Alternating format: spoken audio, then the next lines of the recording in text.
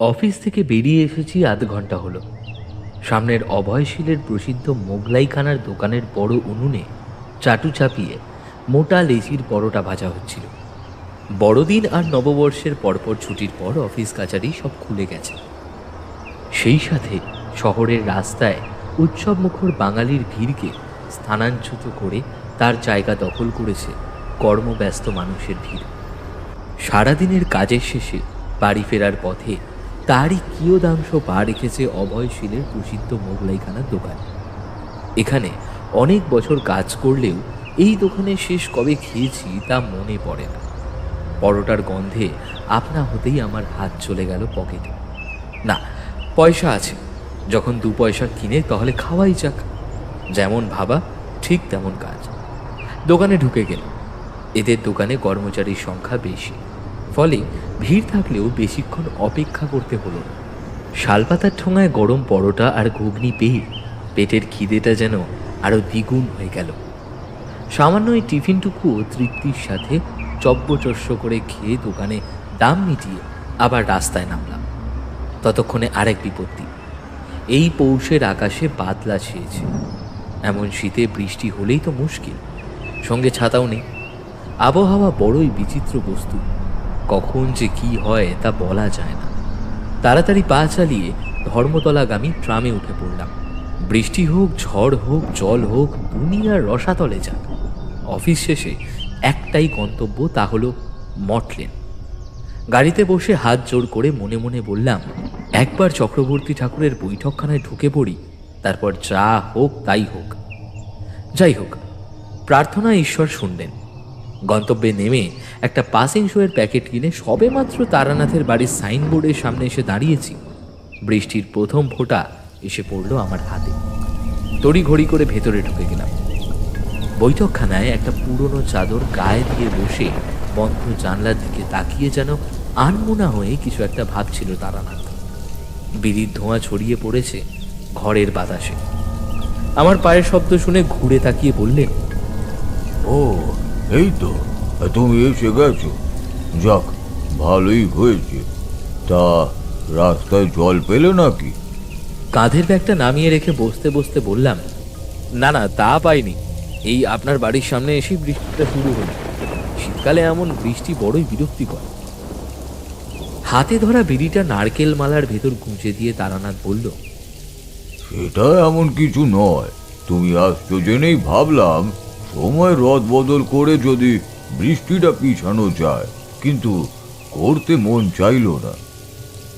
আমি পকেট থেকে পাসিং শোয়ের প্যাকেট বের করতে করতে তারানাথের দিকে তাকালাম। এমন কথা যদিও তারানাথের মুখে নতুন কিছু নয়, আগেও শুনেছি। ভারী ইচ্ছে হলো একবার তারানাথকে বলে দেখি আমার চোখের সামনে বৃষ্টিকে পিছিয়ে দেওয়ার জন্য। তারানাথ বোধহয় মনের কথা বুঝতে পেরে মৃদু হেসে বলল, আগমতন্ত্রের কথা তো আগেও বলেছি তোমাদের, কিন্তু সংকীর্ণ সুবিধার্থে সেসব প্রয়োগে প্রকৃতির বিরুদ্ধে না যাওয়াটাই শ্রেয়। ভালো হোক বা খারাপ, সবটাই ঈশ্বরের দান ভেবে মাথা পেতে নিতে মন্দ কি? হ্যাঁ, আর এই মুহূর্তে ওসব দেখানো সম্ভব নয়। অনেক হিসেব গণনা করতে হবে। যাক, ছাড়ো সেসব। কিশোরীর খবর বলো। কিশোরী সেন আজ 3-4 হলো জ্বরে পড়েছে। অফিস যায় না, তবে মঠ লেনের আড্ডাখানায় আসতে চেয়েছিল। তারানাথই ওকে বারণ করেছিল, বলেছিল ঘরে থেকে বিশ্রাম করতে। ঠান্ডায় সন্ধেবেলা বাইরে আসা ঠিক হবে না তার। গল্প শোনার দিন তো আর চলে যাচ্ছে না। আমি এই কদিন একা আসতাম তারানাথের কাছে। গল্প যে আহামরি হতো এমন কিছু নয়। কিশোরীকে ছাড়া আমাদের কারোরই ঠিক ভালো লাগতো না। সেই প্রথম 2 দিন ওর যা খবর নিয়েছিলাম, সত্যি বলতে কাজের চাপে এই 2 দিন আর তার খবর নেওয়া হয়ে ওঠেনি।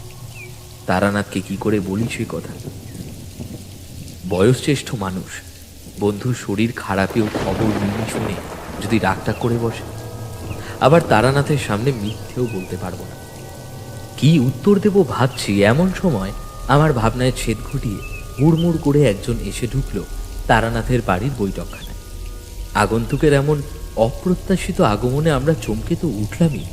আগন্তুকের মুখ দেখার পর দুজনেরই যার পর নয় বিস্মিত হলাম। ইনি আর কেউ নন, আড্ডাখানার নিত্যদিনের সদস্য এবং আমার প্রিয় বন্ধু শ্রীযুক্ত কিশোরী সেন। বাইরের ছাগল তাড়ানো বৃষ্টি মাথায় করে 3-4 দিনের জ্বর ভুগে এভাবে উভ্রান্তের মতো ছুটে এসে সে ঘরে এলো শুধুমাত্র গল্প শোনার আশায়। এ কি তুমি এই ঠান্ডায় বৃষ্টি মাথায় করে এখানে এলে কেন? তোমার শরীর ঠিক আছে? কিশোরী সেন এতটা বোধ হয় অত্যন্ত ব্যস্ততার সাথেই দৌড়ে এসেছিল। সে হাঁপাচ্ছিল। তারানাথ বলল, আচ্ছা আচ্ছা, কথা পরে হবে, আগে তুমি এখানে বসো। ভিজে গেছো তো, দাঁড়াও, চারিকে বলছি গামছার খাবার জল দিতে। কিশোরী সেন বসে পড়ে হাত পা নেড়ে বলল, আরে ঠাকুরমশাই, আপনি ব্যস্ত হবেন না, বসুন বসুন, আমি ঠিক আছি। বৃষ্টিটা এমন কিছু নয়, টিপটাপ করে হচ্ছে, ও ঠিক আছে। একটু ছুটে এসেছি তাই হাঁপিয়ে গেছি, ও কিছু না। এতগুলো কথা একসাথে বলে জোরে জোরে বেশ খানিকটা দম নিল কিশোরী। রসিকতা করার সময় এটা নয়, তাও বলতে বাধ্য হচ্ছি। কথাগুলো বলার সময় কিশোরী এমন ব্যস্ত হয়ে চিংড়ি মাছের মতো হাত পা নাড়ছিল যে আমি অনেক কষ্টে হাসি চেপে রাখলাম। তারানাথ সেসব কথায় ভ্রুক্ষেপ না করে চারিকে গামছা আর জল আনার নির্দেশ দিল। চারি সেগুলো দিয়ে গেলে মাথা হাত মুছে জল খেয়ে একটু থিতু হলো কিশোরী। তারানাথ পাসিং শোয়ের প্যাকেট থেকে একটা সিগারেট বের করে বলল, সিগারেট ধরাচ্ছি, অসুবিধা হলে বলো। তারপর ঝড়ার শব্দে দেশলাই জিলে সিগারেটটা ধরিয়ে বললেন, বিভূতিকে এই জিজ্ঞাসাই করছিলাম, তোমার শরীর কেমন আছে এখন? পরিস্থিতি যেমনই হোক, ইয়ার কি করার স্বভাবটা কিশোরীর কোনো দিনই যাবে না। সে বলল, হ্যাঁ, ডাক্তার দেখিয়েছি বই কি, আপাতত ভালোই আছি। আর না হলে উপায় কি, আপনাকে বলতাম আরেকবার জরাসুরের পুজো করে জ্বর সারিয়ে দিতে। বাজে কথা রাখো তো, তোমার আজ এমন দিনে এইভাবে এখানে আসাটা একদমই ঠিক হয়নি। তবে তুমি নিশ্চয়ই কোনো সমস্যায় পড়েই এসেছো।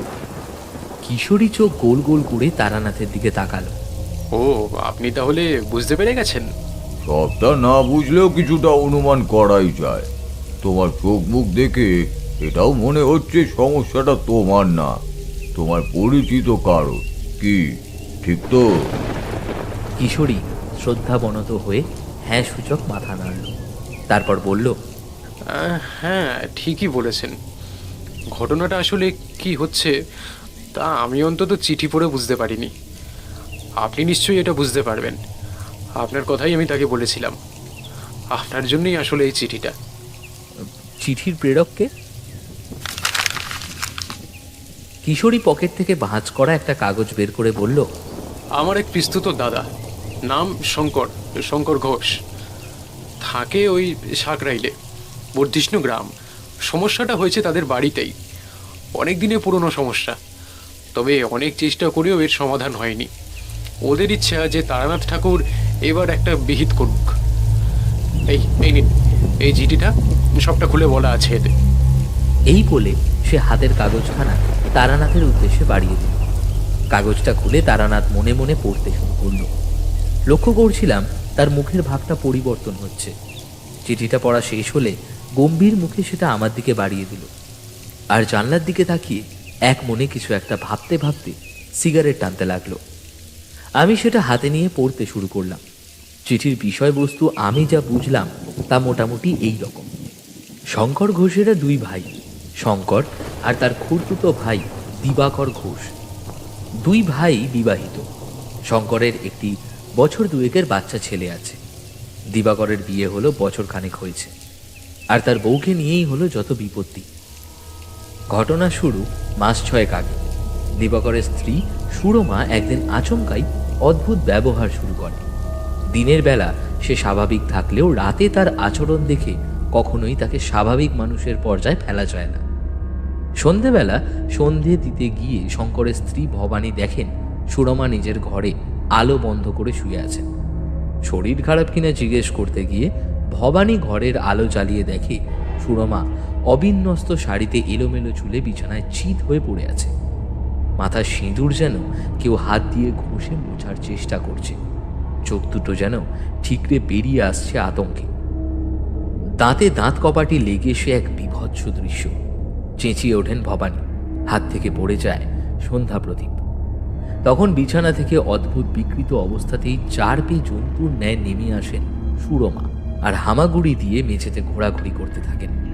ভবানীর চিৎকার শুনে ঘরে আসেন দিবাকর আর শঙ্কর। সুরমাকে খাটে শোয়ানোর চেষ্টা করতেই তিনি পাগলা কুকুরের ন্যায় তেড়ে আসতে লাগলেন। কোনোভাবে তাকে ধরে রাখা যায়নি। বাধ্য হয়ে স্ত্রীর গালে চড় কষান দিবাকর। সুরমা জ্ঞান হারালে তাকে খাটে শুইয়ে ডাক্তারকে খবর দেওয়া হয়, কিন্তু অনেক কিছু করেও কোনো রোগ ধরা পড়েনি। সব থেকে আশ্চর্যের বিষয়, পরদিন সকালে সুরমা আবার একদম স্বাভাবিক। রাতে যে এমন একটা ঘটনা ঘটেছে সে বিষয়ে তার কোনো হুঁশই নেই। জিজ্ঞেস করলে বলেন তিনি নাকি কাল ঘুমাচ্ছিলেন সেই সময়। 2-1 দিন নির্বিঘ্নে কাটলেও আবার একই ঘটনার পুনরাবৃত্তি দেখা গেল। প্রথম সপ্তাহে 2-3 দিন, তারপর তা ক্রমে নিত্যদিনের ব্যাপার হয়ে উঠল। সাথে যুক্ত হলো আরও বিচিত্র সব কাণ্ড কারখানা। ঘরের সিন্দুক, আলমারি থেকে টাকা পয়সা, সোনা দানা বের করে চতুর্দিকে ছড়ানো, কারণে অকারণে কিংবা বাধা দিতে গেলে বাড়ির লোককে মারতে যাওয়া, প্রায় ছাদে উঠে ঝাঁপ দেওয়ার চেষ্টা, আরও কত কি। সব থেকে ভয়ানক যা তা হলো এই সময় সুরমা মুখের অভিব্যক্তি যেন মানব বিরূপী এক রাক্ষসী, সামনে পেলে ছিঁড়ে খাবে। অন্তত সেরকমটাই লিখেছেন শঙ্করবাবু।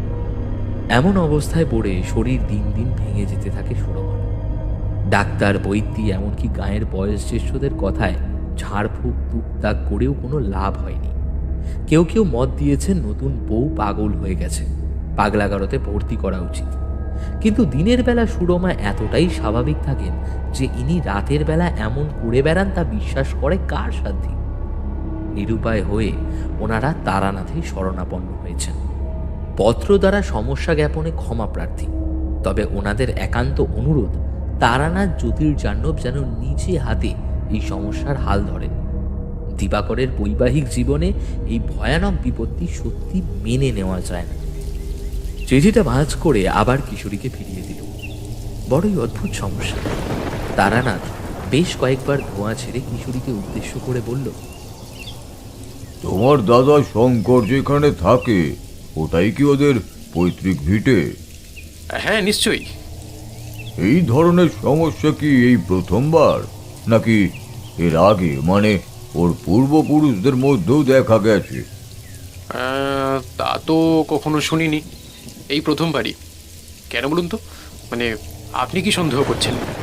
তারপর পর পর দুটো ধোঁয়ার রেঞ্জে একটু চুপ করে থেকে বললেন, অলপ করে তো কিছুই বলতে পারি না। ডাক্তার বুদ্ধি না দেখালেও নয় ভাবতাম কোনো জটিল অসুস্থতা, কিন্তু সবাই যখন হাত তুলে নিয়েছে তখন বলছি কি, একবার অন্তত চলুন। বেচারারা আপনার পথ চেয়ে বসে আছে। বুঝতেই পারছেন, নতুন দাম্পত্য জীবনে এরকম একটা বিপত্তি। বেশ বেশ, তুমি উতলা হয়েও না। দেখো, আমি তো ঈশ্বর নই। ঈশ্বর প্রদত্ত কিছু চমৎকারী ক্ষমতাও আমার নেই যে জাদু করে সব ভালো করে দেব। সমস্যার উৎস না বুঝলে তার পুরোপুরি সমাধান বড়ই কঠিন। তোমাকে মিথ্যে আশ্বাস দেব না, তবে তুমি বলছো যখন ওদের সমস্যার কথা, তখন না হয় আমি যাব। দেখা যাক, ঈশ্বর সর্বদাই সকলের মঙ্গল করেন। ডামরতন্ত্রে দীক্ষিত শ্মশানবাসিনী মাতু পাগলির শিষ্য তারানাথ জ্যোতির্জাহ্নব যতই এসব বলুক না কেন, ওনার সাথে এতদিন থেকে ওনার মুখে নানা রকম অভিজ্ঞতার গল্প শুনে অন্তত এইটুকু নিশ্চিন্ত ছিলাম যে এই মানুষটি সাথে থাকলে কিছু না হোক অন্তত আত্মবিশ্বাসের সাথে সমস্যার মোকাবিলা করা যায়। তারানাথ একবার আমার দিকে তাকিয়ে বলল, তুমি যাবে তো? হ্যাঁ ভাইয়া, চলো চলো। আরে শহরে ধুলো ধোঁয়াশা, রোজকার অফিস আর ভালো লাগে না। এই সুযোগে গ্রামের সবুজ শীতল পরিবেশে একটু প্রাণ ভরে শ্বাস নেওয়া যাবে। আরে চলো চলো, না করো না, চলো। আমি কি বলবো বুঝতে পারলাম না। তারানাথের সাথে থেকে এরকম একটা অভিজ্ঞতার সাক্ষী হওয়ার লোভও সামলাতে পারছিলাম না। আবার রোগীর বাড়িতে এরকম কেবল বন্ধুর সম্পর্ক নিয়ে গিয়ে ভিড় জমিয়ে তাদের ব্যস্ততা বাড়ানোর ভাবনা আমার সেই লোককে প্রতি মুহূর্তে প্রশমিত করতে লাগলো। অবশেষে কিশোরীর পীড়াপিড়িতে আমার লোভেরই জন্ম। ঠিক হলো, আসছে শনিবার অফিসে তাড়াতাড়ি ছুটি নিয়ে রওনা হয়ে যাব। কিশোরী সেই মতো খবর পাঠিয়ে দেবে তার দাদার বাড়িতে। সেদিন আর গল্প বিশেষ কিছুই হলো না। টুকটাক এটা ওটা কথাবার্তার পর আমরা আড্ডা ভাঙলাম।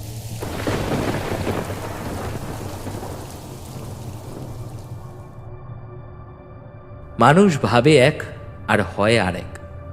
আমাদের যাওয়ার ঠিক দুদিনের আগে অফিসের বসের কাছে আমার জরুরি ডাক পড়ল।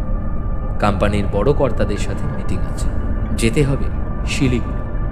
অগত্যা আর কি করা যায়, অফিসের কাজ তো আর ফাঁকি দেওয়া যায় না।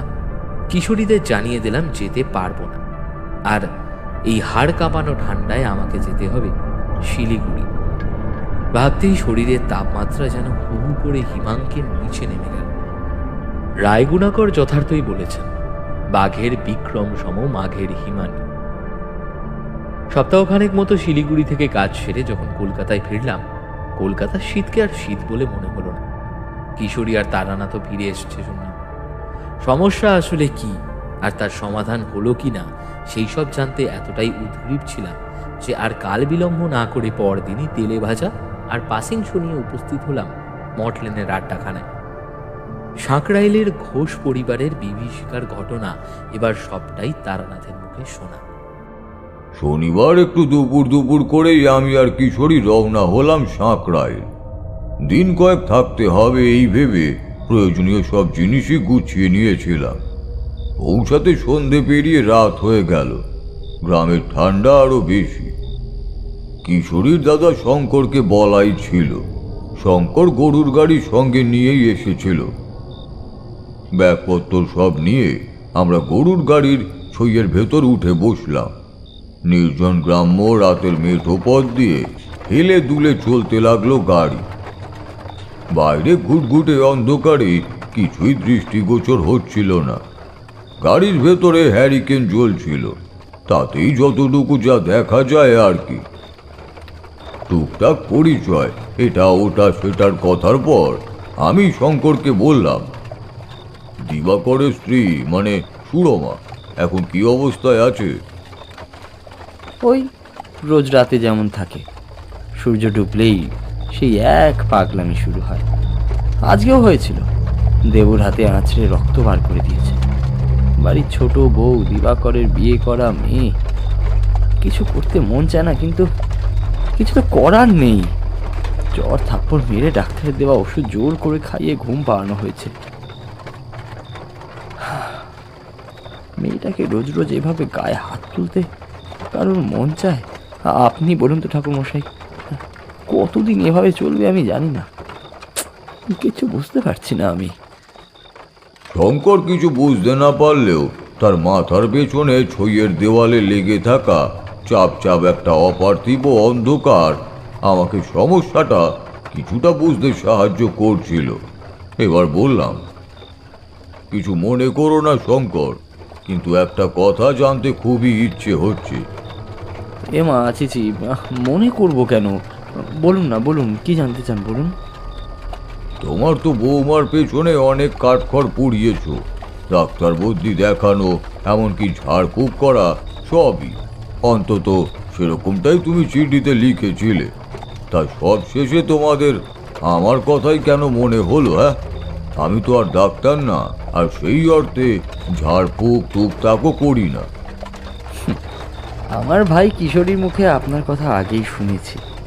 দেখুন, কে কি ভাবে তা তো আমি জানি না, তবে আমার মনে হয় কোনো ডাক্তার এসব সারাতে পারবে না।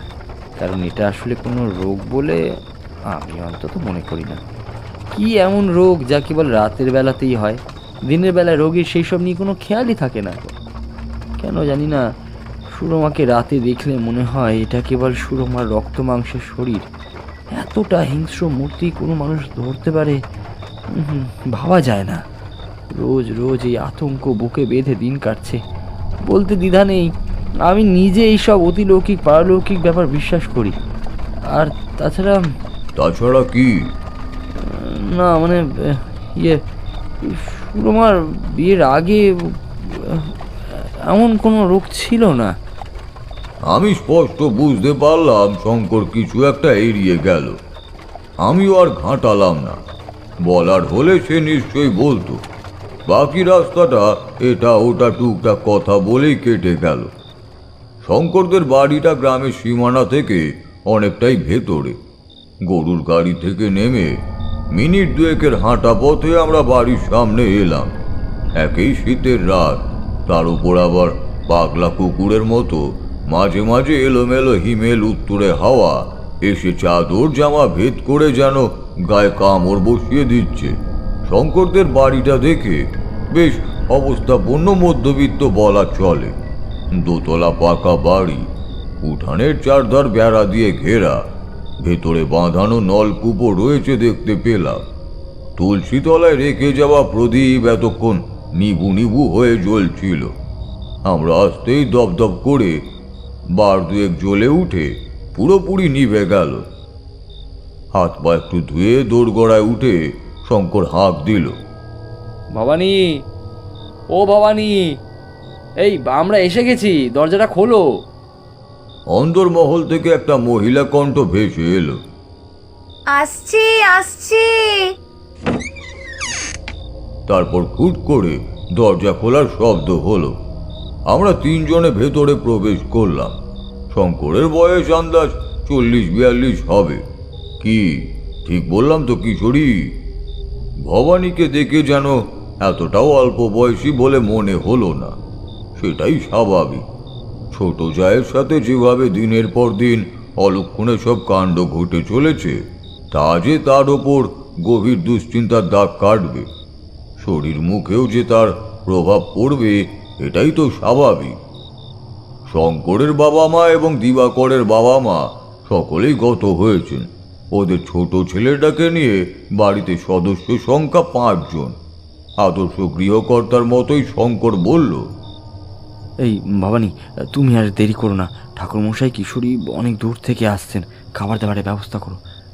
হ্যাঁ ঠাকুরমশাই, বলছিলাম আপনি তো সাত্ত্বিক ব্রাহ্মণ, সদ্গোপ জাতের হাতের রান্না খেতে মানে অসুবিধা হবে না তো?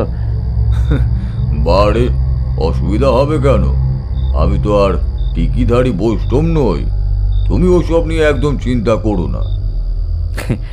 বেশ বেশ, চলুন আপনাদের ঘরটা দেখিয়ে দিই। ওপরে আসুন আমার সাথে। আরে ভাই কিশোরী, ওপরে আয়। দোতলায় একটা বড় ঘর আমাদের জন্য ঠিক করা হয়েছিল। ঘরে ঢুকে জামা কাপড় বদলিয়ে একটু জল খেয়ে বসলাম। কিশোরী বলল, ঠাকুরমশাই, আমি একবার চললুম, দাদা বৌদির সাথে দেখা করে আসি। স্ত্রী ওদের জন্য পিঠে করে পাঠিয়েছে, দিয়ে আসি একবার। আপনি কি থাকবেন নাকি যাবেন আমার সাথে? না, তুমি যাও। শুধু তোমার ছোটদা মানে দিবাকরের ঘরে যাওয়ার আগে আমাকে ডেকে নিও। কিশোরী বেরিয়ে গেল। আমি ঘর থেকে বেরিয়ে সরু বারান্দায় এলাম। গ্রামের দিকে খাসা বাড়িখানা বানিয়েছে শঙ্কর। কিশোরীর থেকেই জেনেছিলাম 2 ভাই কারবার করে, একজন কাঠের আর একজন মশলার। হিমেল আধারে ঢাকা গ্রামটার দিকে তাকিয়েই রইলাম। বিদ্যুতের ব্যবস্থা এই বাড়িতে থাকলেও গ্রামের অন্য সব বাড়িতে নেই। কাছে দূরে জ্বলতে থাকা প্রদীপ বা হ্যারিকেনের আলোগুলো যেন অন্ধকারের মাটিতে খসে পড়া তারা বলেই মনে হচ্ছে। হিমেল হাওয়া কাঁপিয়ে দিয়ে যাচ্ছে শরীরটা। চাদরটা ভালো করে জড়িয়ে নিলাম, কিন্তু তাও ওখান থেকে সরে আসতে পারলাম না। কিসের একটা টানে যেন দূরে অন্ধকারের দিকে তাকিয়ে দাঁড়িয়ে থাকলাম। টিম টিম করে জ্বলতে থাকা প্রদীপ বা হ্যারিকেনের শিখাগুলো যেন আমাকে কিছু বলতে চায়। কালের নিয়মে ঢাকা পড়া কোনো ইতিহাস নাকি অজানা কোনো রহস্যের আতঙ্ক। দূরের কোনো বাঁশবন থেকে ভেসে আসা শীতার্ত শেয়ালের ডাক আমার সেই ভাবনায় ব্যাঘাত ঘটালো। আর সাথে সাথেই আমার চোখ গেল বারান্দার থেকে অনতি দূরে বেড়ে ওঠা আম গাছের মাথার দিকে। বাড়িতে ঢোকার সময় এটা আমার নজরে পড়েছিল। অন্ধকারে বিরাট বিভৎস মাথাধারী এক দৈত্যের মতো যেন দাঁড়িয়ে আছে। মোটা ডালটার পেছনে ঘন অন্ধকারে জলজলে একটা বস্তু দেখে চমকে উঠলাম। কি ওটা ওখানে? ভালো করে দেখার জন্য একটু ওধারে সরে গেছি, এমন সময় বিকট শব্দ করে সেটি উড়ে গেল। পেঁচা গাছের ডালের আড়ালে থাকায় ওর একটা হলুদ চোখই দেখা যাচ্ছিল।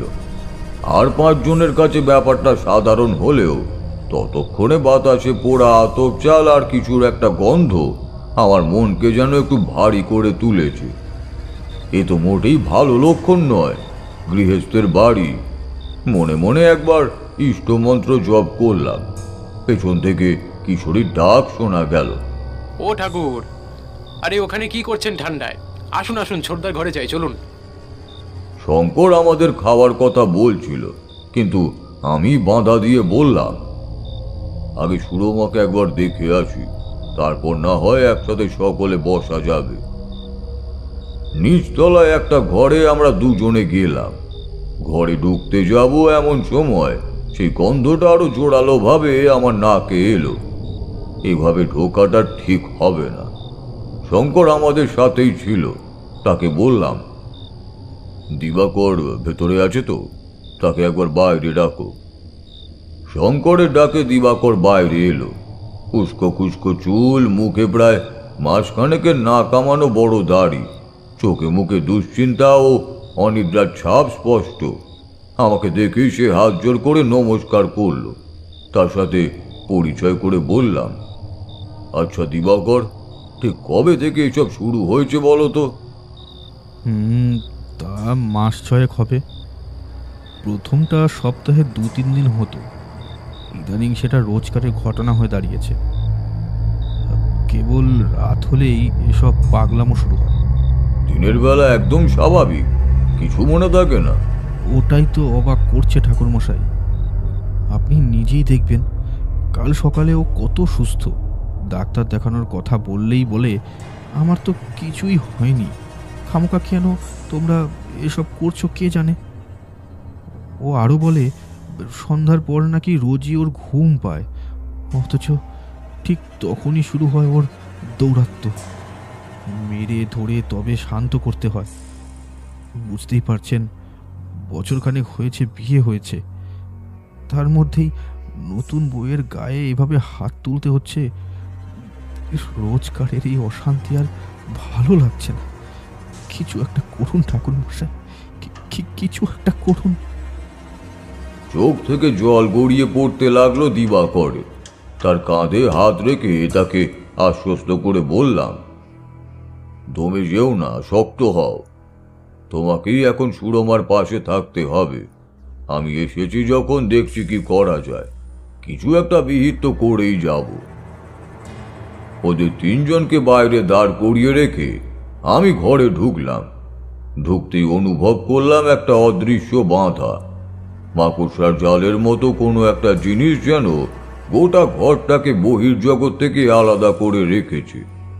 সেই প্রভাব কাটিয়ে একদম নিঃশেষ করে দেওয়ার ক্ষমতা আমার ছিল, কিন্তু তখনই তা করলাম না। আমাকে বুঝতে হবে সুরমার এই অবস্থার পেছনে আসলে দায় কি। অদৃশ্য মায়াজাল ভেদ করে আমি ঘরে ঢুকে আলো জ্বালালাম। খাটে শুয়ে বছর 30-এর এক বিবাহিত স্ত্রী। বয়স তো কিশোরীর মুখে শোনা, না হলে ওই দেহ দেখে অনুমান করে কার সাধ্যি। বিগত 6 মাস ধরে রোজকার এই অলৌকিক ধাক্কাটা খেতে খেতে মেয়েটার শরীর যে একদম ভেঙে গেছে তার বলার অপেক্ষা রাখে না। ঠোঁটের এক কোণ দিয়ে গড়িয়ে শুকিয়ে আসা রক্তের একটু দাগ দেখে ভারী মায়া হলো। আহারে, কতটুকুই বা বয়স! বালিশের একধার দিয়ে লুটিয়ে পড়া এলোমেলো অবিনষ্ট কেশ রাশি, ঘষে উঠে আসা সিঁদুর এই শান্ত নিদ্রার পূর্বের হাহাকার আর বিভীষিকার আভাস দিচ্ছিল। পিতৃস্নেহে হাত বুলিয়ে দিলাম তার মাথায়। মধুসুন্দরী দেবী আমাকে কিছু ক্ষমতা দিয়েছিলেন, তা তো তোমাদের বলেইছি। সেই ক্ষমতার বলেই সুরমার বন্ধ চোখের পাতার ওপর চোখ রাখতেই আমি যা দেখতে পেলাম তাতে উত্তেজনায় আমার গায়ের লোম খাড়া হয়ে উঠল। বন্ধ চোখের দিকে তাকাতেই বায়োস্কোপের মতো চোখের সামনে ভেসে উঠল এক বিভৎস মহিলার মূর্তি। আগুনে লেলিহান শিখায় জ্বলছে সেই মুখ, আর পৈশাচিক কণ্ঠে রাগে গর্জন করে বলছে, পারবি না, পারবি না, কেউ কিচ্ছু করতে পারবি না। প্রতিশোধ আমি নেবই, প্রতিশোধের আগুনে পুড়বে সবাই, সবাই।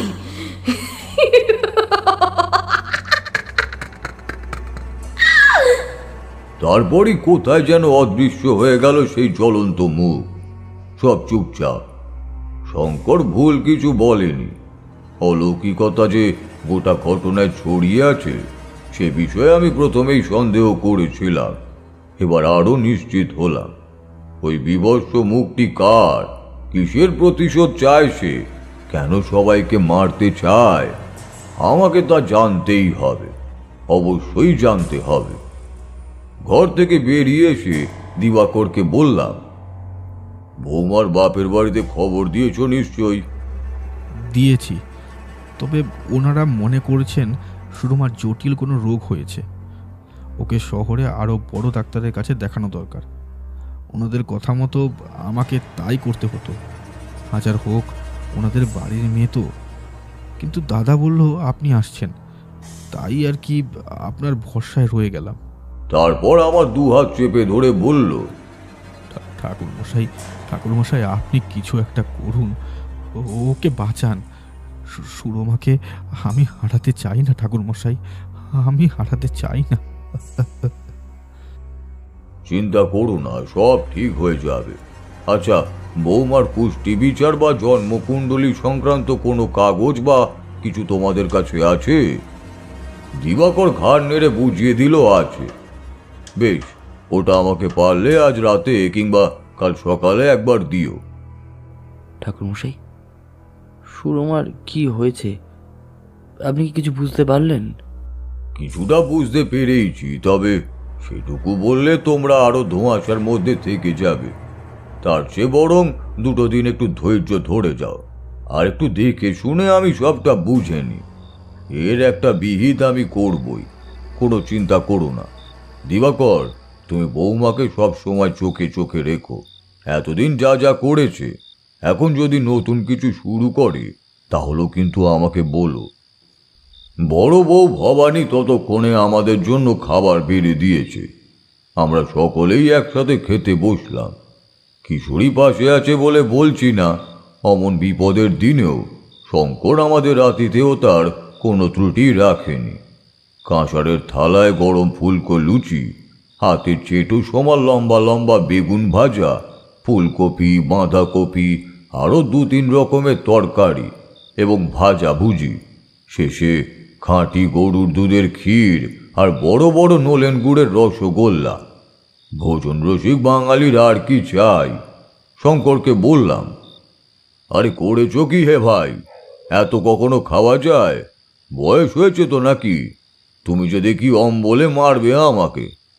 এ আর কি করতে পারলুম ঠাকুরমশাই, আপনি আমাদের বাড়িতে অতিথি। আর তাছাড়া ব্রাহ্মণ সেবা করলে গৃহের পূর্ণ হয় যে, ওটুকু থেকে আমাকে বঞ্চিত করবেন না। এই ভবানী, আরে দাঁড়িয়ে আছো, তুমি ঠাকুরমশাইকে আরও দুটো লুচি দাও। যুবা বয়সে আমি কেমন খাইয়াছিলাম তা তো তোমাদের বলেইছি। অম্বল টম্বল মুখে বললাম বটে, আমার এসব কিছুই হবে না তা আমি জানি।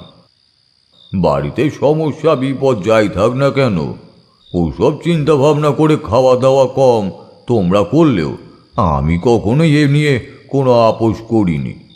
কম খেলে বা নষ্ট করলে গৃহকর্তার মনক্ষুণ্ণ হয়। বুঝলে কি না? ভবানী যা আমাকে দিয়েছিল সবটাই তৃপ্তির সাথে উদরস্থ করলাম। খাসা রান্না করে কিন্তু ভবানী, শুধু সেই দিন রাতে বলে নয়, বাকি যতদিন ছিলাম আদর যত্ন এমন সুন্দরী হয়েছিল তা বলতে দ্বিধা নেই। বেশ একটা গ্রাম্য ছোঁয়া, অথচ একটা রাজকীয় ভাব। খাওয়া দাওয়ার পর্ব মিটিয়ে আমি আর কিশোরী ঘরে এসে বসলাম। সেই পোড়া পোড়া গন্ধটা কিন্তু সারা বাড়িময় ছড়িয়েই রইল। সমস্যার খুব কাছেই, তবে সেটা কি তা ঠাহর করতে পারলাম না। একটু পর দিবাকর এসে আমাকে সুরমার পুষ্টির যা কাগজপত্র ছিল সব দিয়ে গেল। শঙ্কর খোঁজ নিয়ে গেল কিছু লাগবে কি না। ওরা চলে গেলে আমি কাগজ নিয়ে বসলাম। কিশোরীকে বললাম, কি হে, এনেছো? আমি তো ব্যাগে ঢোকাতেই ভুলে গেছি, ঘরেই ফেলে এসেছি। আমি থাকতে আপনি অমৃতপান থেকে বঞ্চিত হবেন না। এই নিন। বলে ব্যাগ থেকে পাসিং শোয়ে নতুন প্যাকেটখানা বের করে দিল। খাসা সঙ্গী আমার। কিশোরী আমার পাশেই বিছানায় শুয়ে পড়ল। মিনিট খানেকের মধ্যেই ওর নাসিকা গর্জন শুরু হলো। ধূমপান শেষ করে আমি বসলাম পুষ্টির সব কাগজপত্র নিয়ে। আসলে আমি ভেবেছিলাম কিছু একটা রহস্য লুকিয়ে আছে সুরমার বাপের বাড়ির ইতিহাসে। হয়তো ওর জন্মলগ্নে সে কথারই উল্লেখ রয়েছে, কিন্তু আমার ধারণা মিথ্যে প্রমাণিত হলো। সুরমার পুষ্টি স্বাভাবিক, কোনো সমস্যা হওয়ার কথা নয়। অন্তত এরকম সমস্যা তো একদমই নয়। ব্যাপারটা যতটা সহজ ভাবছিলাম ততটা সহজ নয়। কাগজপত্র সব পাশের টেবিলে রেখে আলো নিভিয়ে শুয়ে পড়লাম। ব্যাপারটা নিয়ে কতক্ষণ ভাবছিলাম তা খেয়াল নেই, ঘুমও এসে গিয়েছিল। হঠাৎ একটা চিরপরিচিত মন মাতানো সুগন্ধে একটা শিহরণ খেলে গেল সারা শরীরে। ইনি আর কেউ নন, স্বয়ং মধুসুন্দরী দেবী। আমি কিছু বলার আগেই আমাকে অবাক করে দেবীর হৃদয়গ্রাহী কণ্ঠস্বর ভেসে এলো। কি ভাবছো তারানাথ? ধ্বংসের আগুন যে ভস্যের ভিতরেই লুকোনো থাকে, একটু খুঁজে দেখো তারানাথ।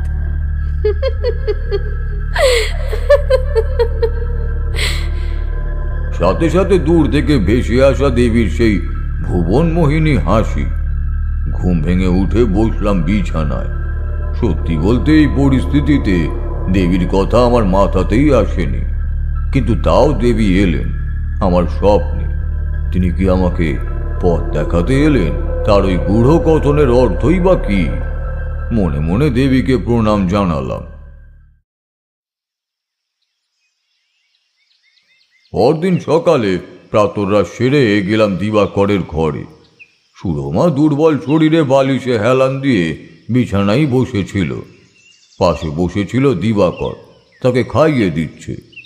আর সুরমাকে অনেকটাই স্বাভাবিক লাগছে। সত্যি এখন দেখে বোঝা কঠিন যে এই মেয়ে সূর্যাস্তের পর কি বীভৎস রূপ ধারণ করে। সুরমা আমাকে দেখে একটু অবাকই হলো, বোধহয় চেনে না বলেই। দিবাকরই আমার সাথে পরিচয় করিয়ে দিল, তবে কিছুটা মিথ্যে বলে। দিবাকর বলল, কিছু না, আসলে তোমার শরীরটা একটু খারাপ তো, তাই দাদা ঠিক করেছেন তোমার মঙ্গল কামনায় বাড়িতে সত্যনারায়ণ পুজো করবেন। তাই আর কি ঠাকুরমশাই এসেছেন পুরোহিত স্বরূপ আর কি। সুরমা মাথায় ঘোমটা টেনে আমাকে প্রণাম করতে উদ্যত হলে আমি বললাম, আহা থাক মা থাক, আর প্রণাম করতে হবে না। তুমি এত ব্যস্ত হয়েও না, বিশ্রাম করো মা, বিশ্রাম করো। আমি আশীর্বাদ করছি তুমি একদম সুস্থ হয়ে যাবে, কোনো চিন্তা নেই। দেখলাম শেষের কথাগুলোতে সুরমার মনটা কিরকম ভারী হয়ে এলো। সে যেন একটু আনমনা হয়ে ধীরে ধীরে বলল, জানেন ঠাকুর মশাই, ওরা বলে রাতে নাকি আমি কি সব পাগলামো করি। বিশ্বাস করুন, সন্ধে হলেই আমার এত ঘুম পায়, আমি আর জেগে থাকতে পারি না। দিদিভাইকেও আমি বলেছি সে কথা। আমার সামনে ওরা হয়তো কিছু বলে না,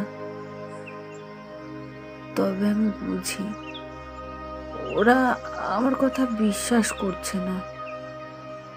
আপনি ওনাদেরকে বোঝান না ঠাকুর মশাই, একটু বোঝান না। হ্যাঁ মা, আমি সব বোঝাবো। তুমি এখন ভালো করে খাওয়া দাওয়া আর বিশ্রাম করো। ঈশ্বরের কাছে আমি ভালো করে প্রার্থনা করব, তুমি আবার আগের মতোই সুস্থ হয়ে উঠবে। একদম ভেবো না মা, খেয়ে নাও খেয়ে নাও। সেদিন দিনের বেলাটা মোটামুটি নির্বিঘ্নেই কাটল। কিশোরী তার দাদাদের সাথে বাইরে গিয়েছিল ব্যবসার হাল হকিকত ইত্যাদি দেখতে। আমি যাইনি, ঘরেই ছিলাম। একা থাকতে অবশ্য ভালোও লাগছিল না। উদ্দেশ্যহীনভাবে বাড়িটা ঘুরে বেড়াতে লাগলাম। অনেক দিনের একঘেয়ে ধুলো ধোঁয়াশায় ভরা শহুরে জীবন কাটানোর পর এই গ্রাম্য প্রকৃতি বেশ সুন্দরই লাগছিল। হঠাৎ বাড়ির দোতলার বারান্দায় আমরা যে ঘরে থাকতাম তার ঠিক উল্টো দিকের একটা ঘরের সামনে এসে দাঁড়ালাম। ঘরটা বাইরে থেকে তালা বন্ধ। দেখে মনে হয় অনেক অনেক বছর ধরে এইভাবেই বন্ধ হয়ে পড়ে আছে। দরজায় ফাঁক ফোকরে ধুলো ঝুল সব জমেছে। গৃহস্থের বাড়িতে এরকম ঘর অব্যবহৃত তালা বন্ধ পড়ে থাকতেই পারে, এতে এমন কিছু অবাক হওয়ার নেই। আমিও হতাম না যদি না ঠিক সেই মুহূর্তে ওইখানে ওই ঘরের সামনের বাতাসে সেই পোড়া গন্ধটা পেতাম। চমকে উঠলাম। ঘরের দরজা জানলা সব বন্ধ, কিন্তু তাও বারবার মনে হতে লাগলো এই ঘর থেকেই যেন সেই গন্ধটা আসছে। এই ঘরে কি কিছু আছে?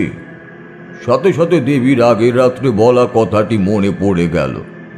ধ্বংসের আগুন ভস্যের ভিতরেই লুকোনো থাকে। কি বলতে চাইছেন দেবী আমাকে? কেন জানি না মনে হলো এই বন্ধ ঘরের সাথে তার একটা গভীর সম্পর্ক রয়েছে। এমন সময় একটা কর্কশ শব্দে পেছন দিকে ঘুরে তাকালাম। একটা কুচকুচে কালো কাক আমার ঠিক পিছনে বারান্দায় রেলিংয়ে এসে বসেছে। কাকটির দৃষ্টি আমার দিকে নিবদ্ধ। কিছুক্ষণ এভাবে তাকিয়ে থেকে সেটি উড়ে গেল। চারপাশের পরিবেশ কিরকম যেন একটা অস্বস্তিকর বোধ হচ্ছিল। সেখান থেকে চলে এলাম। এই বন্ধ ঘরের রহস্য কি তা আমাকে জানতেই হবে। তখনের মতন ব্যাপারটা চেপে গেলাম। বিকেলে সূর্যাস্ত সবে মাত্র হয়েছে। শঙ্করের ছোট ছেলেটার সাথেই বসেছিলাম। ভারী মজার ছেলেটি। ঠিকঠাক সব কথাও বলতে শেখেনি, তবে ওর মুখের নিষ্পাপ মিষ্টি হাসি বারে বারে আমার চারিমার ছোটবেলার কথা মনে করিয়ে দিচ্ছিল। কিশোরী তখনও শুয়ে ঘুমাচ্ছিল। দিবাকর বোধহয় বাথরুমে ছিল, আর ভবানী বাইরে সন্ধ্যা দিচ্ছিল। শঙ্কর কি একটা জরুরি কাজে দুপুরেই বাইরে গিয়েছিল। তাড়াতাড়ি ফিরে আসবার কথা, তবে তখনও ফিরে আসেনি। বাচ্চাটার সঙ্গে খেলায় মশগুল ছিলাম। হঠাৎ একটা মহিলা কণ্ঠের বিকট চিৎকারে চমকে উঠলাম। এটা ভবানীর গলা না? কি হলো কি? বাচ্চা ছেলেটাকে কোলে নিয়ে বেরিয়ে এলাম বাড়ির বৈঠকখানায়। কিশোরীও ততক্ষণে ঘুম ভেঙে নিচে নেমে এসেছে। যা দেখলাম তাতে যেন এখনো আমার ঠিক বিশ্বাস হয় না। দিবাকরের ঘরের দরজা খোলা, না ভুল বললাম, খোলা হয়েছে। সেটা খুলেছে হামাগুড়ি দিয়ে বাচ্চাদের মতো হেঁটে বেরিয়ে আসা সুরমা। সে এখন আর মানুষ নেই, যেন রক্ত মাংস চামড়া দিয়ে ঢাকা এক মানুষরূপী হিংস্র সাপদ। তার চোখ হয়ে উঠেছে রক্তবর্ণ, মাথার চুল গায়ের কাপড় সব অবিনষ্ট। দাঁতের পাটির উপর দিয়ে একধারে বেরিয়ে এসেছে জিভ। প্রতিটা নিঃশ্বাসে যেন বেরিয়ে আসছে প্রতিশোধের আগুনে মাখা পৈশাচিক গর্জন। আমি স্পষ্ট বুঝতে পারছিলাম সুরমা ভুল কিছু বলেনি সকালে। চোখের সামনে আমরা যাকে দেখছি সে সুরমা হতেই পারে না। সুরমা আসলেই ঘুমাচ্ছে, কেবল তার শরীরে দখল নিয়েছে কোনো এক অজানা অতৃপ্ত অপার্থিব প্রেতাত্মা। এক হাতে পুজোর থালা নিয়ে ঠক ঠক করে কাঁপছে ভবানী। আতঙ্কে একটা গোঙানি বেরিয়ে এলো তার মুখ থেকে। ততক্ষণে দিবাকরও বেরিয়ে এসেছে। এই দৃশ্য তো তাদের কাছে প্রত্যাশিত। কিশোরীকে ডেকে নিয়ে সাহস করে এগিয়ে গেল সে। কিশোরীকে দেখে ততক্ষণে পাগলা কুকুরের মতো তেড়ে এসেছে সুরমা, আর সেই সুযোগে পেছন থেকে জাপটে ধরে তার চোখ গামছায় বেঁধে ফেলল দিবাকর। তারপর একে একে হাত পা সব বেঁধে সুরমাকে খাটে শোয়ানো হলো। বাঁধা পড়ে কাটা পাঁঠার মতো ছটপট করতে লাগলো সে। কাল বিলম্ব না করে ওষুধের শিশি থেকে একটা ওষুধ বের করে সেটা কোনো রকমে চেপে চুপে ঢুকিয়ে দেওয়া হলো তার মুখে। মিনিট তিনেকের মধ্যে স্থির হয়ে এলো সুরমার ছটপট করতে থাকা শরীরটা। ঘুমে ঢলে পড়ল সে। তার হাত পা চোখের বাঁধন খুলে দেওয়া হলো। জীবন্ত সন্ধ্যা প্রদীপের আঁচটা সুরমার মাথায় ছুঁয়ে দিল ভবানী। তারপর কাপড়ের খুঁট দিয়ে চোখের জল মুছতে মুছতে ঘর থেকে বেরিয়ে গেল। কিশোরী আর দিবাকর তাকিয়ে রইল সুরমার দিকে। এত কিছু ভয়ানক ব্যাপার দেখে বাচ্চাটা ভয় পেয়েছিল বোধ হয়। ওকে দিয়ে এলাম ওর মায়ের কাছে। ঘন্টা খানেকের পর বাড়ি ফিরে এলো শঙ্কর। সন্ধ্যার সব কথাই শুনল সে। একসাথে এতগুলো চিন্তিত মুখ এবার আমার দিকেই তাকিয়ে। আমি যে ওদের শেষ ভরসা সে কথা বুঝতে পারছিলাম। রাতে খাওয়া দাওয়ার পর শঙ্করকে একান্তে ডেকে বললাম, তোমাকে একটা কথা না জিজ্ঞেস করে পারছি না। আশা করি তোমার থেকে পুরোপুরি উত্তরই পাবো, কিছু লুকাবে না। এটা জানাটা আমার জন্য খুবই জরুরি। আমার কথায় শঙ্কর বোধহয় একটু অবাকই হলো। সে বলল, হ্যাঁ মানে বলুন না, কি জানতে চান? দোতলার বারান্দায় আমরা যে দিকটা এখন আছি তার ঠিক উল্টো দিকের একদম ধারের একটা ঘর দেখলাম তালা বন্ধ। মনে হলো অনেক কাল আগে থেকেই ওভাবেই পড়ে আছে। সেটা কেন বলো তো? কি আছে ওই ঘরে? শঙ্কর কথাটা শুনে একবার যেন চমকে উঠল মনে হলো। ভেতরে ভেতরে খানিকক্ষণ ইতস্তত করে বলল, ওটাই কি সব কিছু পেছনে দায়ী বলে আপনি মনে করছেন? কার পেছনে কে দায় সে পরের কথা, কিন্তু শঙ্কর, আমার এটা জানাটা খুবই জরুরি। যদি নিতান্তই গোপনীয় কিছু হয়ও, কোনো সমস্যা না থাকলে নিঃসংকোচে আমাকে বিশ্বাস করে তুমি সবটা বলতেই পারো। শঙ্কর, আমার জানাটা খুব দরকার। সুরমার কষ্ট আমিও দেখতে পাচ্ছি না। ও তো আমার মেয়েরই মতো। বেশ, তবে শুনুন, এই ঘটনার প্রত্যক্ষদর্শী আমি নই, বাবা কাকার মুখ থেকেই শোনা। ঘটনাটা বলার আগে বলি, আমাদের যে ব্যবসা আজ দেখছেন সবটাই উত্তরাধিকার সূত্রে পাওয়া। আমার দাদু শ্রী হরিহর ঘোষ একই সাথে মশলা ও কাঠের ব্যবসা শুরু করেন। তারপর আমার বাবা এবং কাকা মানে দেবুর বাবাকে দুটো ব্যবসা আলাদা করে সঁপে দেন। ঈশ্বরের কৃপায় এই দুটো ব্যবসারই উত্তরোত্তর শ্রীবৃদ্ধি ঘটেছে। এই ঘটনার সূত্রপাত আমার দাদুর সময় থেকেই। দাদুরা ছিলেন দুই ভাই, হরিহর ও মনোহর। সে সময় ভাব ভালোবাসা করে বিয়ে চলটা খুব একটা বেশি ছিল না, অন্তত আমাদের এখানে তো খুব একটা ভালো চোখে দেখা হতো না। আর সেটাই করেছিলেন মনোহর। ভালোবেসেছিলেন পাশের গ্রামের এক হতদরিদ্র জেলের মেয়েকে। নাম যতদূর মনে পড়ছে যামিনী। স্বাভাবিকভাবেই গোপনে প্রেম হলেও তার গোপনে থাকেনি। দাদুর বাবার এই গ্রামে বেশ সুনাম ছিল। বলা বাহুল্য, বংশ পরম্পরায় আমাদের বাড়ির আলাদা করে এই গ্রামে একটা নাম আছে এখনো। দাদুর বাবা কখনোই চাননি তার ছোট ছেলে এমন ঘরের কাউকে ভালোবেসে বিয়ে করে আনুক, কিন্তু মনোহর কারোর কথা কানে তুললেন না। বিয়ে করে ঘরে তুললেন জেলের মেয়ে যামিনীকে। হতদরিদ্র ঘরের মেয়ে, ভালোবাসা করে বিয়ে। মেয়ের বাড়ি থেকে তাই বিয়ের পণ হিসাবে কিছুই আসেনি।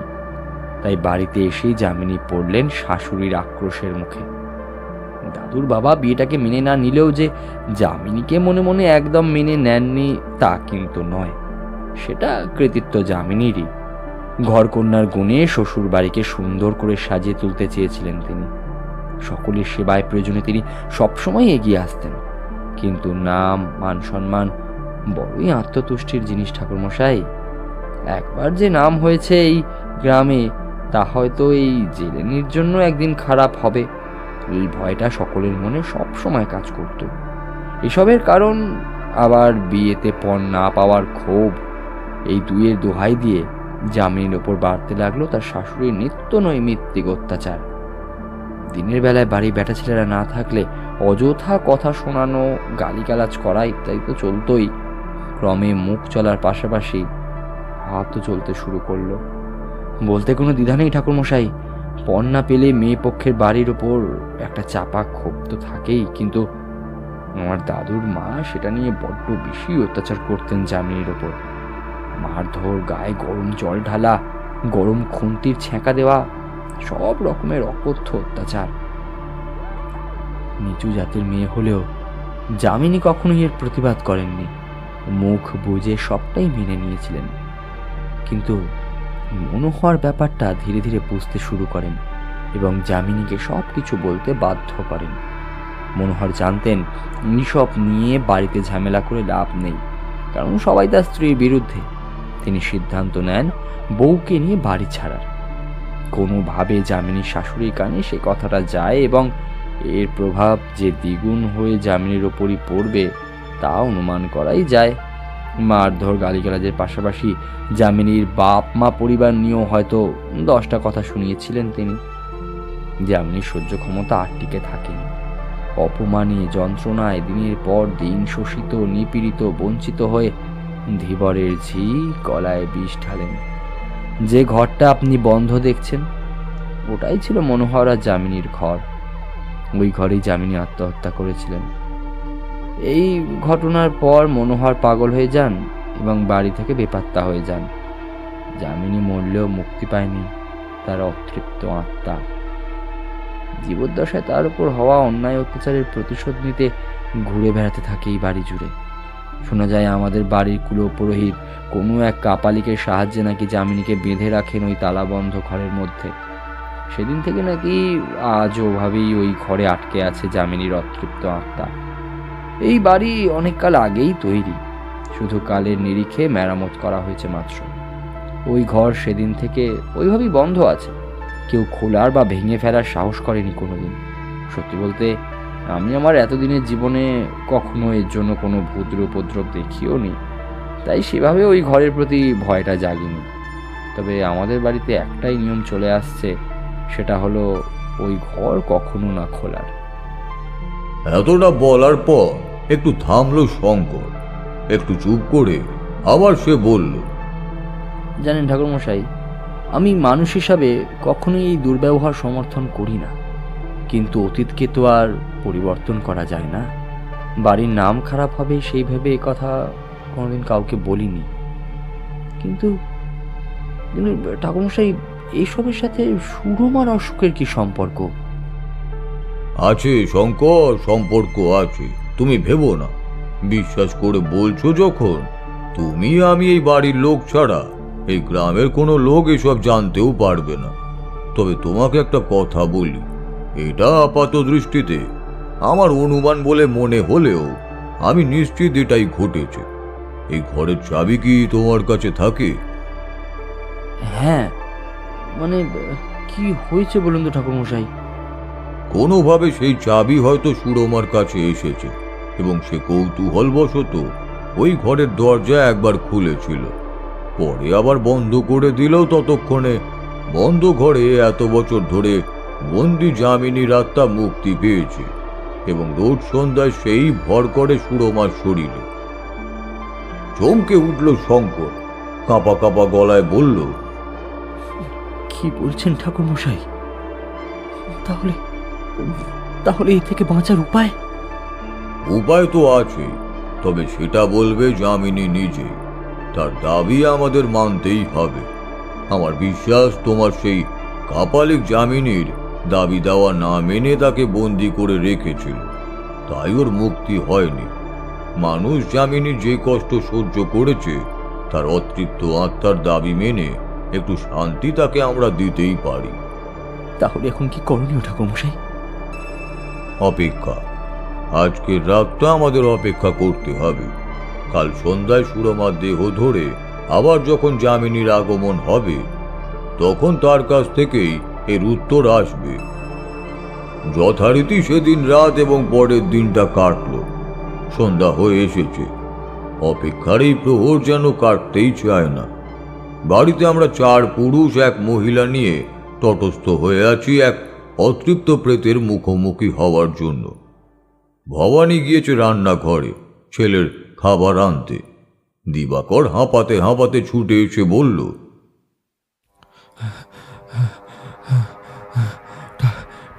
ঠাকুরমশাই, ঠাকুরমশাই, সুরমা ঘরের দরজা ভেতর থেকে বন্ধ করে দিয়েছে।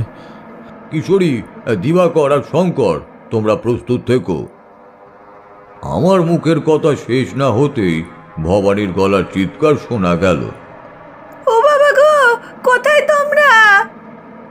আমরা একসাথে সবাই বেরিয়ে এলাম। সুরমার ঘরের দরজা খোলা।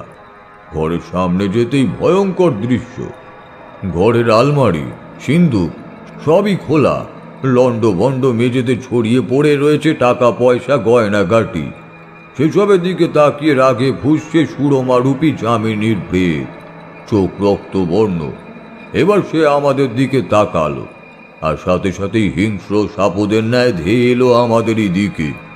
ভয় চিৎকার করে উঠল ভবানী। আমার হাতে ধরা বাটিতে আগে থেকেই রাখা ছিল হলুদ পোড়া, সব ব্যবস্থা করেই রেখেছিলাম।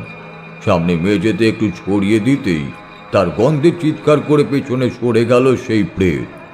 বাকিদের বাইরেই দাঁড়াতে বলে আমি এক মুঠো পোড়া হলুদ নিয়ে ভেতরে ঢুকলাম।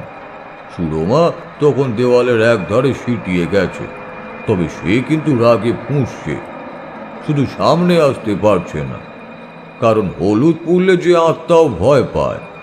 আমি হাতের মুঠোয় হলুদ পোড়া চেপে ধরে তার সামনে একটু তফাৎ রেখে দাঁড়িয়ে একটু ভারী গলায় বললাম, আমার দিকে দেখো, আমি তোমার কোনো ক্ষতি করব না। আগে বলো কে তুমি? সুরমার আগে গর্জন করে উঠল। কি একটা অদৃশ্য বন্ধন তাকে যেন বেঁধে রেখেছে। সে ছটফট করতে লাগলো। আমি আবারও বললাম, বলো বলো কে তুমি? আগে বলো তুমি কে? আমি আমি যামিনী, এই বাড়ির বউ। কি চাও তুমি? কেন এসেছো সুরমার শরীরে? আমি আমি মুক্তি চাই, মুক্তি।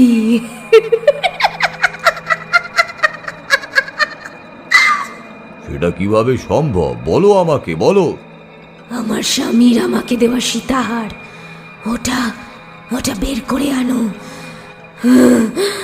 বের করে আনো। বুঝতে পারছিলাম হলুদ পোড়ার গন্ধ যামিনীর সহ্য হচ্ছিল না, কিন্তু এটুকু কষ্ট তাকে আমাকে দিতেই হতো। আমি বললাম, কোথায় আছে সেই হার? বলো আমাকে, আমি নিয়ে আসবো। আমি তোমাকে কথা দিচ্ছি, আমি সেটা নিয়েই আসবো। ওই ওই আম গাছের নিচে, মাটির নিচে। আমার স্বামী আমাকে ভালোবেসে দিতে চেয়েছিল, সেই ভালোবাসা আমি পাইনি। এ হার এই বংশের হার। ওভাবে পড়ে থাকবে কেন? ওভাবে ওভাবে বলতে বলতে অজ্ঞান হয়ে মাটিতে লুটিয়ে পড়ল সুরমা। বুঝলাম যামিনীর যা বলার বলা হয়ে গেছে। সে সুরমার শরীর ছেড়ে বেরিয়েও গেছে। দিবাকরদের বললাম মেয়েটাকে বিছানায় শোয়াতে। আমার যা জানার ছিল জানা হয়ে গেছে। এতক্ষণ বলার পর তারানাথ একটু থামল। সামনে রাখা পাসিং শোয়ের প্যাকেট থেকে আরেকটা সিগারেট ধরিয়ে ধোঁয়া ছাড়তে লাগলো। আমি কিশোরীর মুখ দেখেই বুঝলাম ওর নিজে এইসব চাক্ষুষ করেও এখনও সবটা ওর কাছে বায়োস্কোপের মতো লাগছে। বিস্ময়ের ঘোরটা এখনও ওর পুরোপুরি কাটেনি। তারানাথকে চেপে ধরলাম। এরপর কি হলো? তারানাথ ধোঁয়া ছেড়ে শান্তভাবে বলল, আর কি, আম গাছের গোড়ায় মাটি খুঁড়ে বাক্সে রাখা সোনার সীতাহার বেরিয়ে এলো। নিজের স্ত্রীকে ভালোবেসে দিতে চেয়েছিলেন মনোহর, কিন্তু কোনো কারণবশত পারেননি। স্বামীর ভালোবাসায় জড়ানো ওই হাড়ের মায়া কাটাতে পারছিল না যামিনী। তার তালাবন্ধ ঘর খোলা হলো, সব পরিষ্কারও করা হলো। যামিনীর আত্মার শান্তি কামনা করে সেই ঘরে সস্তয়ন ক্রিয়া যা কিছু আছে করে এলাম। শঙ্করকে বললাম এ ঘর এখন সাপ মুক্ত, তারা ব্যবহার করতেই পারে। যামিনীর আত্মার মুক্তি হয়েছে। আর ওই হারটা কি করলে? যামিনী নিজেই বলেছে ওটা বংশের হার। বংশের হার বংশের যত্নে থাকবে।